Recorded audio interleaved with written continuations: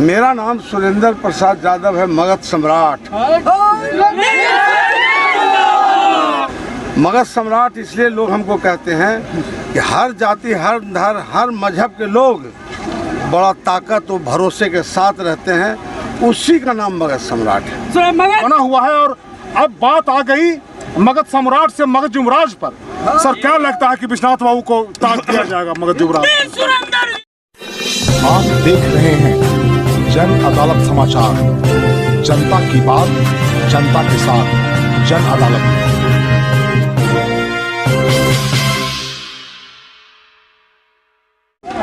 देखिए, भारी भीड़ है, भारी अफरा तफरी है और हम जानने का प्रयास करेंगे, आपको मिलवाने का प्रयास करेंगे मगध सम्राट से। चूंकि लगातार 35 वर्षों से इनका एक रिकॉर्ड रहा है और अब समझिए इस बात को कि 35 सालों में जनरेशन बदल जाता है। बच्चे जो हैं युवा हो जाते हैं, युवा बूढ़े हो जाते हैं, लेकिन कुछ नहीं बदला तो वो बेला का प्रतिनिधित्व नहीं बदला और उसको ये बागडोर को अपने हाथ में लिए हुए रहते हैं। चूँकि गया जो है, गया को मगध माना जाता है, इसलिए इनको मगध सम्राट की उपाधि दी गई है। अब मामला आके फंस रहा है मगध सम्राट के बाद मगध युवराज का। अब ये मगध सम्राट का कहना है कि आने जो जनता का जो प्यार और प्रेम जो मिलते रहा है वो हमको मिलते रहेगा और जब भी हमको लगेगा, चूँकि हम लगातार बेलागंज की जनता का सेवा कर रहे हैं, इनका कहना है कि जैसे ही अगर हमको लगेगा कि विश्वनाथ बाबू से बेला नहीं चल रहा है तो हम बागडोर अपने हाथ में ले लेंगे। और उन्होंने एक बात इन्होंने ये भी कहा कि मेरा बेला अलबेला है, यहाँ नहीं कोई झमेला है। क्या बोलना चाहते हैं? वहाँ चलिए थोड़ा और आगे चलिए, क्या ले सकते हो आप? चलिए। 34 वर्ष आपने लगातार बेलागंज की जनता का सेवा किया, गरीब का, दलित का, अकिलियत का, पिछड़ा का, और फिर अब परीक्षा की घड़ी ही इसको सेमीफाइनल माना जा रहा है 2025 का। क्या कहना चाहते हैं सर?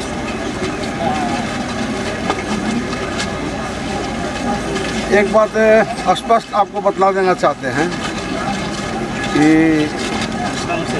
जब भी हम चुनाव लड़े तो बड़ा आस्था और विश्वास के साथ लड़े, और आस्था और विश्वास था हमारे जो मालिक हैं क्षेत्र के, उनके ऊपर, जो माँ बहन थी उनके ऊपर, जो देवता देवी थी उनके ऊपर, और जो वहाँ के राजनीति करने वाले छोटे से बड़े लोग हैं उनके ऊपर, चाहे वो कोई धर्म, कोई मजहब, कोई जाति के हो। मेरा नाम सुरेंद्र प्रसाद यादव है, मगध सम्राट। मगध सम्राट के न कोई ताज है और न कोई कुर्सी है।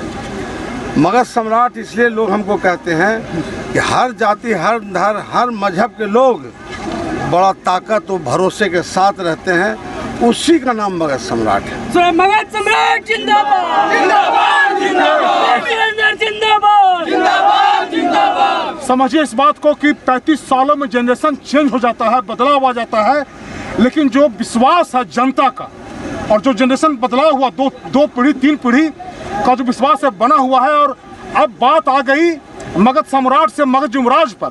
सर, क्या लगता है कि विश्वनाथ बाबू को ताज दिया जाएगा मगध युवराज? बेलागंज के और बेलागंज विधानसभा के लगभग 14 साल से विश्वनाथ जी देख रहे हैं, उसमें कार्यभार संभाल रहे हैं, और जिस दिन हमको ये लगेगा कि इससे बेलागंज नहीं चलेगा, उसी दिन उससे इस्तीफा लेके वापस ले लेंगे, आगे नहीं बढ़ने देंगे। फिर देखिए, बहुत बड़ी बात है ये, इस तरह का प्रॉमिस, इस तरह का वादा जनता के साथ करना, ये दर्शाता है कि जो अटैचमेंट है इनका जनता के साथ, गरीबों के साथ, अकिलियत के साथ, दलित के साथ, पिछड़ा के साथ, इसको ये हमेशा निभाए हैं।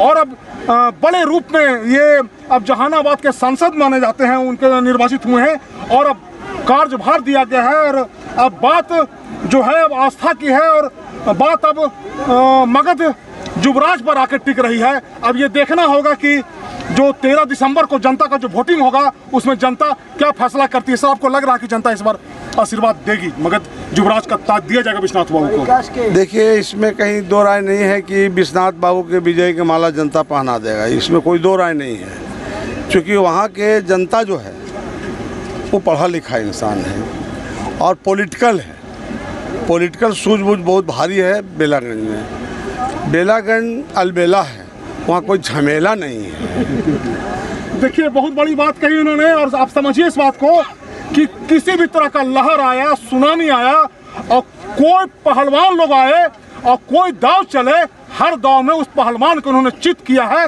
और गोल्ड मेडल बेला से इन्होंने लिया है।